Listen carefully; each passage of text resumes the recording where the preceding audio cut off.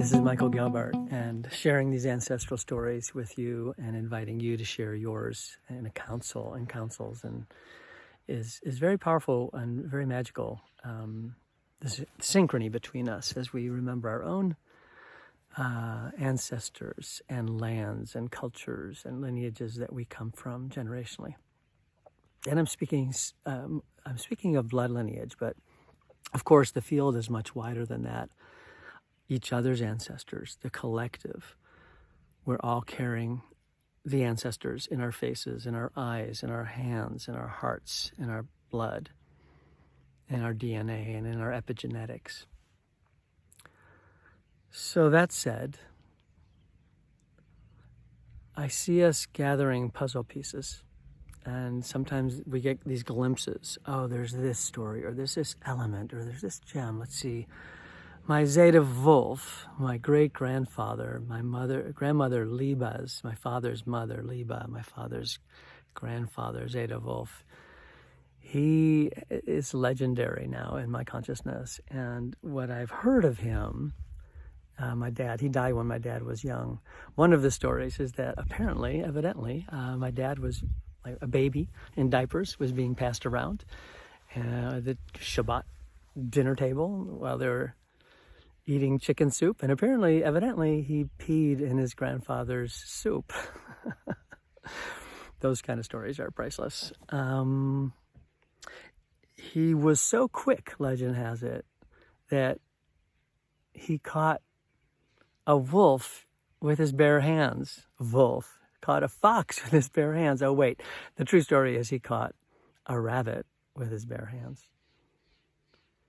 He was known as a Yakubik, the Gelbart family, the wider, because he was a Berkowitz, Zayda Voolv Berkowitz, that he was a counselor that people would come to and speak with, which as a counselor, that really pleases me. I feel connected with him.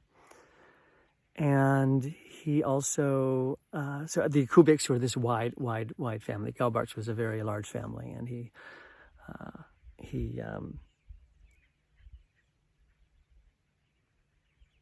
was quick, and my dad is very quick. It's always been quick. And my dad has Arthur Gelbart, Avram Gelbart. I love him, Avram Bear. He's 93, still with us. And the legend has it, well, my dad's legendary. My dad's so quick. His wit is so quick. His wit, he makes up humor in the moment. Like, not even jokes, they're in the moment. So that quick wit, and I feel very quicksilver, very mercurial in my ways. And so I feel that passed down from my great-grandfather and my father. And we can see, like, generationally, sometimes our connections skip generations. We have harder relationships with some, maybe our fathers or our mothers or siblings or what have you. But the generational above, the grandparent generations, we can feel them and access resources there. Now, they may have been difficult, so we may have to go another generation back. So the more generations we go, the more context we have and the less shame. We can take more of the guilt out. We can unburden ourselves and recognize where we've carried the weight of history. And then discerning, what do we want to keep in our backpack? What stories do we want to tell? What teaching stories do we have to offer one another?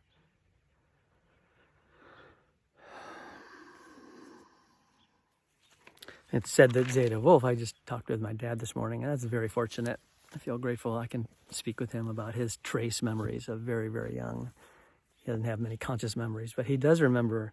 They had in Klobutsk, the village in Poland, a shtetl outside of Częstochow,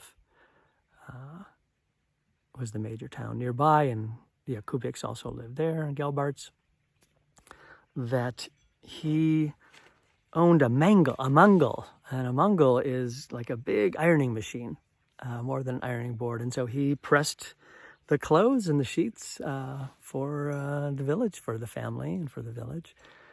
As the kosher butcher store also operated out of the villa, Klobutsk little villa, 3 rooms, a house with generations living in the house, and a butcher store, and a mangal. So that's what I want to share about Zayda Voolv. Maybe I'll catch a rabbit today. I'm here at Harbin Hot Springs, and we've celebrated Hanukkah. Today is Christmas Day, and we celebrated Hanukkah, which means dedication, in a warm pool. I'm a traditionalist, and I'm religiously inclined, but also defiant, and I don't follow rules very much. And I love the oral stories and the oral traditions, so that's what I bring. I feel like I'm an emissary for Jewish traditions and the richness and the blessings. It's all this anti-Semitism around us cannot, I'll say it another way, can really be internalized in hatred by Jewish people. And then there's running from it, fear, pushing it away, avoiding it, assimilating, and not healing. If we don't heal those trauma, if we don't clean up those trauma, as Resmaa Menakem says, then it's dirty trauma. Then we need to clean it up, or our next generation needs to clean it up. So I give thanks to my ancestors and to yours. And I invite you as the witness field here, as the listener, to notice what evokes in you, what parts of this story touch you, and where the stories resonate for you and your attunement to yourself, your own body, what tightnesses, what ease, what puzzle pieces come in and broaden the context for your understanding and coherence. Please share in the comments. And I will be facilitating storytelling councils and invite you to stay tuned. All right, thanks for listening. Appreciate your attention, and be well.